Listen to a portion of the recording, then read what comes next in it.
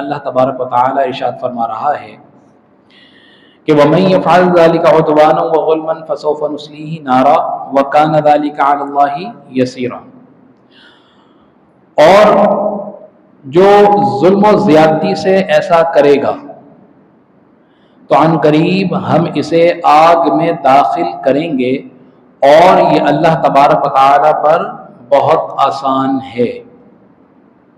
جہنم کی آگ میں داخل کرنا اللہ تبارک و تعالی پر کسی قسم کا کوئی بھاری نہیں ہے، بہت آسان ہے۔ تو لہذا اللہ تبارک و تعالی نے کچھ حدود و قیود انسان کے لیے مقرر فرما دی۔ ان حدود و قیود سے دراز کرنا، تجاوز کرنا، اللہ کے احکامات ان کے خلاف ورزی کرنا اور اللہ تبارک و تعالیٰ کو ناراض کرنا، یہ تمام معاملات ایسے ہیں کہ اللہ تبارک و تعالیٰ فرما رہا ہے کہ اگر یہ تمام کام اگر کرو گے تو اللہ تبارک و تعالیٰ کو تمہیں جہنم کی آگ میں ڈالنا کوئی مشکل نہیں ہے، بہت آسان ہے۔ اور نہ ہی ہمارا نیک عمل کرنا، ہماری نمازیں قائم کرنا، ہمارے صدقہ خیرات کرنا اگر ہم نہ بھی کریں تو اس سے اللہ تبارک و تعالیٰ کی ذات پر کوئی ذرہ برابر بھی اثر نہیں پڑے گا۔ یہ تو اللہ تبارک و تعالیٰ نے یہ تمام اعمال، یہ تمام عبادتیں، یہ تمام کے تمام جو مراتب ہیں، اللہ تبارک و تعالیٰ نے ہمارے درجات کو بلند کرنے کے لیے، ہمیں ترقی کرنے کے لیے ہمارے لیے، اور ہمیں جنت میں داخل کرنے کے سبب بنا دیے ہیں۔ کیونکہ انسان کوئی نہ کوئی جستجو میں، کسی نہ کسی جستجو میں لگا رہے۔ دیکھیں، اگر کوئی چھوٹا بچہ ہے تو جب تک وہ روتا نہیں ہے تو ماں اس کو دودھ نہیں دیتی، تو اس کو دودھ حاصل کرنے کے لیے بھی رونا پڑتا ہے، ماں کو بتانا پڑتا ہے کہ میں بھوکا ہوں، مجھے دودھ دے دو۔ تو لہذا یہاں پر بغیر جستجو کے دنیا میں کوئی چیز نہیں ملتی۔ انسان پورے دن گھر پر بیٹھا رہے، کوئی ذریعہ معاش طلب کرنے کے لیے اس کی تلاش میں نہ نکلے تو کیا اس کو گھر بیٹھے بٹھائے کوئی آمدنی ہو جائے گی؟ نہیں ہوگی۔ تو لہذا ہل جل کرنی پڑے گی، اپنے آپ کو مصروف کرنا پڑے گا، جستجو کرنی پڑے گی، اور پھر کرنے کے بعد اللہ پر توکل کرنا پڑے گا۔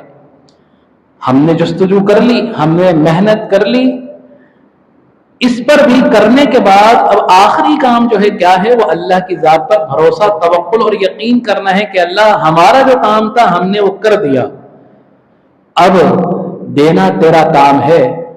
اب ہمارے عاجزی، انکساری، اخلاص کے مطابق اور اپنے فضل سے، اپنے رحم سے ہمیں اس کرنے سے دگنا تگنا چگنا بھی عطا فرما دے، یہ اللہ کی ذات پر منحصر ہے۔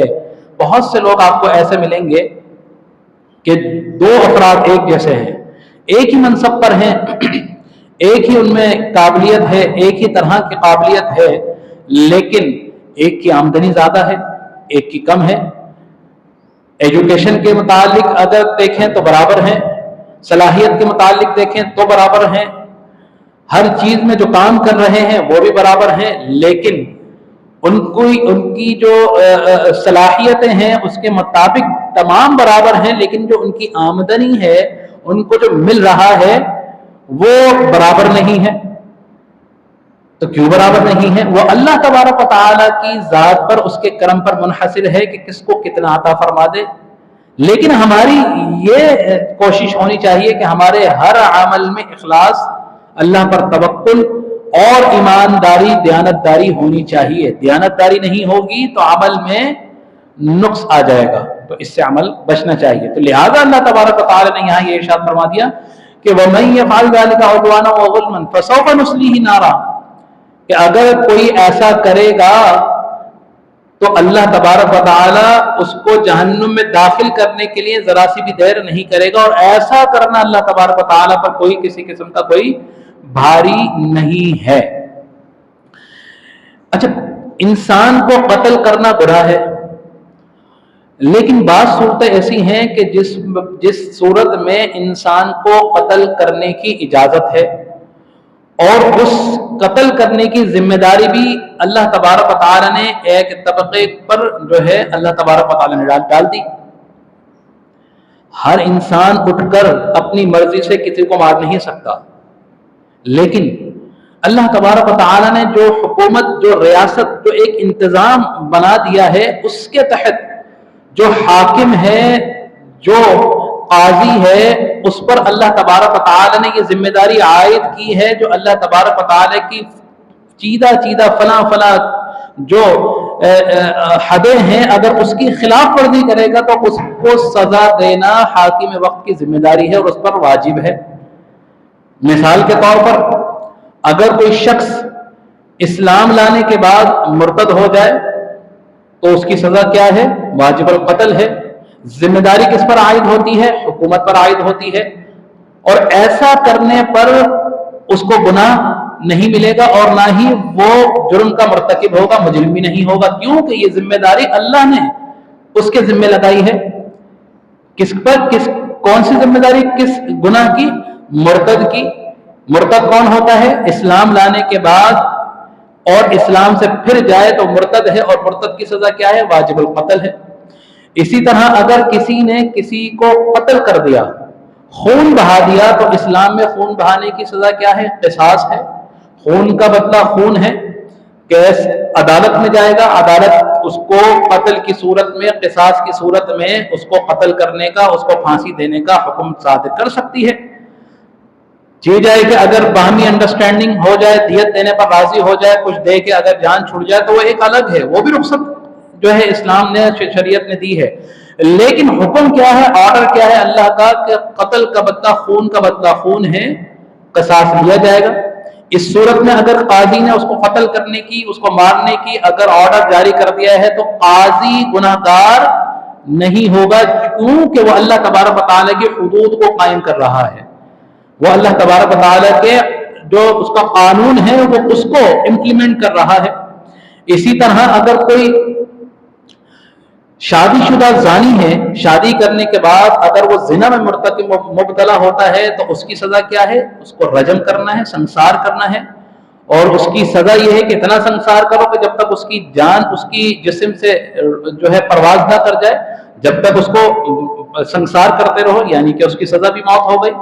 اسی طرح اگر کوئی ڈاکو ہے، راہزن ہے، اگر ڈکیتی کرتے ہوئے آئے ہیں، روڈ پر کھڑے ہیں، تو لوگ بائک پر آ کے اگر کوئی گن پوائنٹ پہ آپ کا موبائل چھین رہا ہے، آپ کا مال چھین رہا ہے، کیونکہ وہ آپ کا مال ہے، مال چھینتے ہوئے اگر اس کو مار دیا تو وہ بھی مارنا بھی اس کو، کیونکہ وہ ڈکیتی، وہ راہزنی، وہ چوری کر رہا تھا، کسی کے مال کو غصب کر رہا تھا، تو لہٰذا ایسے آدمی کو مارنے کا بھی حکم ہے۔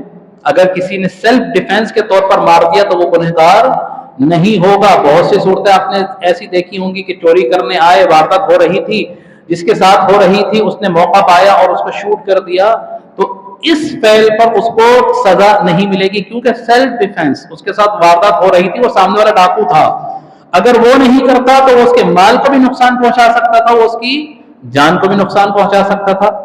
تو ایسا کرنا یہ بھی اللہ تبارک و تعالیٰ نے اس طرح کسی کو قتل مارنے کو، اس کو سزا دینے کو، اس کے سزا کے طور پر مارنے کو، ایسا کرنے کو بھی جائز قرار دیا ہے۔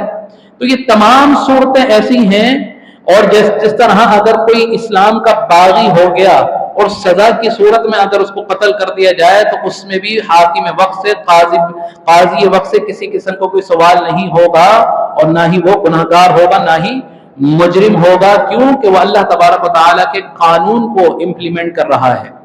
تو لہذا یہ وہ صورتیں ہیں جو اللہ تبارک و تعالیٰ نے قرآن میں بیان فرما دی ہے۔ اگر اس سے کوئی تجاوز کرتا ہے، کسی کو ناحق مار دیتا ہے، کسی کو ناحق سزا دے دیتا ہے، کوئی زانی نہیں ہے لیکن زنا کا الزام لگا کر مار دیتا ہے، کوئی قاتل نہیں ہے، جھوٹی گواہی دلوا کر اس کو قتل کر دیا جاتا ہے، کوئی چور نہیں ہے لیکن اس کو جھوٹا الزام لگا کر اس کو سزا دے دی جاتی ہے، ایسا کرنے والا وہ حد سے تجاوز کرنے والا ہے، اور اللہ تبارک و تعالیٰ ایسے شخص کو جہنم کی آگ میں ڈالنے میں کسی قسم کا کوئی اللہ کو مشکل نہیں ہے، اللہ کے لیے بہت آسان ہے۔